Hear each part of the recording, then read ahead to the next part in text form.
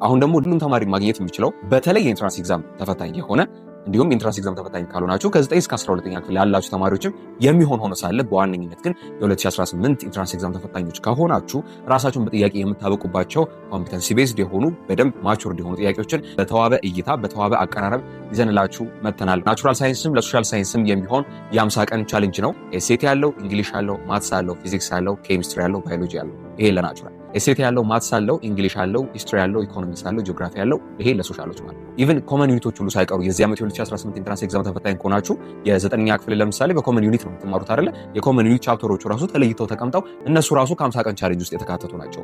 የ50 ቀን ቻሌንጁ ሙሉ ለሙሉ የጥያቄ ቻሌንጅ ነው የሚሆነው። ከግንቦት 1 ጀምሮ እስከ ሰኔ 20 አብረን እንቀጥላለን። ምናልባት መለስ እያላችሁ ጥያቄዎቹ ማየት የምትፈልጉ ከሆነ ጥያቄውን ኦልሬዲ ዳውንሎድ አድርጋችሁ መጠቀም የምትችሏቸው ናቸው ማለት ነው። በዚህ በ50 ዴይስ ቻሌንጁ ላይ መቀላቀል የምትፈልጉ ከሆነ @ብርቱ ወጣት የሚለውን ይሄን የቴሌግራም ዩዘርኔም በመጠቀም ቴሌግራም ሰርች ባራችሁ ላይ ሰርች አድርጉት። ብርቱ ወጣት ወይም ክላስ ኦፍ ቤኪ የሚል የቴሌግራም ቻናል ያመጣላችኋል። እዛ ውስጥ ጆይን አድርጉ። ዴይሊ ቻሌንጆቹ እዛ ላይ ነው የሚለቀቁት ማለት ነው።